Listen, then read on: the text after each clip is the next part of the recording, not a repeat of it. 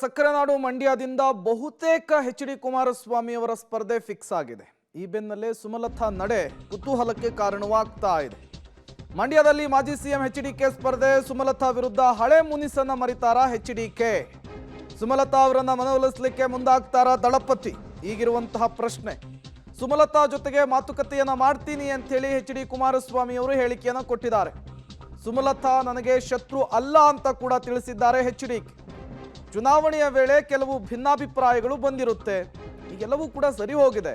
ಸಮಯ ಬಂದಾಗ ಸುಮಲತಾ ಜೊತೆಗೆ ಮಾತನಾಡ್ತೇನೆ ಅಂತ ಹೇಳಿ ಎಚ್.ಡಿ. ಕುಮಾರಸ್ವಾಮಿ ಅವರು ತಿಳಿಸಿದ್ದಾರೆ. ನಾರಾಯಣಗೌಡರಂತೆ ಸುಮಲತಾ ಜೊತೆಯೂ ಕೂಡ ಮಾತುಕತೆಯನ್ನ ನಡೆಸ್ತೇನೆ ಅನ್ನುವಂತಹ ವಿಚಾರವನ್ನ ಎಚ್.ಡಿ. ಕುಮಾರಸ್ವಾಮಿ ಅವರು ಪ್ರಸ್ತಾಪಿಸಿರುವಂಥದ್ದು. ಬಂದಾಗ ಕೆಲವು ನಿರ್ಧಾರಗಳಲ್ಲಿ ಭಿನ್ನಾಭಿಪ್ರಾಯಗಳು ಬಂದಿರುತ್ತೆ. ಆ ಸಂದರ್ಭದಲ್ಲಿ ಹಲವಾರು ರೀತಿ ಚರ್ಚೆಗಳಾಗಿರ್ತವೆ. ಅದನ್ನು ಇಟ್ಕೊಳ್ತಕ್ಕಂಥ ಅವಶ್ಯಕತೆ ಇಲ್ಲ. ಈಗ ಅಂಬರೀಷ್ ಅವರು ನಾವು ಅವರು ಬದುಕಿದ್ದಾಗ ಜೊತೆಗೂಡೆ ಊಟ ಮಾಡಿದ್ದೇವೆ.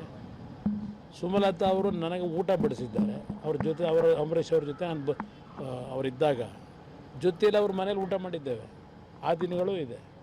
ರಾಜಕೀಯದಲ್ಲಿ ಕೆಲವು ಸನ್ನಿವೇಶಗಳಲ್ಲಿ ಈ ರೀತಿಯ ಒಂದು ಸಂಘರ್ಷಗಳು, ಈಗ ರಾಮಾಂಜನೇಯನ ಯುದ್ಧನೇ ಆಗೋಯ್ತು. ಇನ್ನು ನಾವು ಹುಲುಮಾನವರು ನಮ್ಮಲ್ಲಿ ಯುದ್ಧ ಆಗದೆ ಇರ್ತದೆ. ಅದನ್ನು ದೊಡ್ಡ ಮಟ್ಟದಲ್ಲಿ ಅದನ್ನೇ ಸಾಧಿಸ್ಕೊಂಡು ಹೋಗ್ಬೇಕಾದ ಅವಶ್ಯಕತೆ. ಯಾವಾಗ ಮಾತಾಡ್ತೀರಿ ಸರ್? ಸಮಯ ಬರಲಿ ಮಾತಾಡ್ತೀವಿ. ಚುನಾವಣೆಗಳು ಬಂದ ಮೊನ್ನೆ ಅಷ್ಟೇ ಇದೇ ಎಚ್.ಡಿ. ಕುಮಾರಸ್ವಾಮಿ ಅವರು ಸುಮಲತಾ ಅವರಿಗೆ ಅಕ್ಕ ಅಂತ ಹೇಳಿದರು. ಇವತ್ತು ನಮ್ಮ ನಡುವೆ ಭಿನ್ನಾಭಿಪ್ರಾಯಗಳಿಲ್ಲ ಅಂತ ಹೇಳಿದ್ದಾರೆ. ಬಹುತೇಕ ಮಾತನಾಡ್ತೇನೆ, ಸಮಯ ಬರಲಿ ಅಂತ ಕೂಡ ತಿಳಿಸಿದ್ದಾರೆ. ಬಟ್ ಸುಮಲತಾ ನಡೆ ಏನಾಗಿರುತ್ತೆ ಅದೀಗಿರುವಂತಹ ಪ್ರಶ್ನೆ. ದಳಪತಿಗಳ ವಿರುದ್ಧವೇ ಹೋರಾಡ್ಕೊಂಡು ಬಂದಂತಹ ಮಂಡ್ಯ ಗೌಡ್ತಿಯ ನಡೆ ಈಗ ತೀವ್ರ ಕುತೂಹಲವನ್ನು ಕೆರಳಿಸಿರುವಂತಹದ್ದು. ಸುಮಲತಾ ಅವರು ಏನು ಮಾಡ್ತಾರೆ? ಸಂಧಾನಕ್ಕೆ ಒಪ್ಪುತ್ತಾರಾ ಅಥವಾ ಮತ್ತೇನಾದರೂ ಬೇರೆ ಬೆಳವಣಿಗೆಗಳನ್ನು ಇಲ್ಲಿಂದ ನಿರೀಕ್ಷೆ ಮಾಡಬಹುದಾ?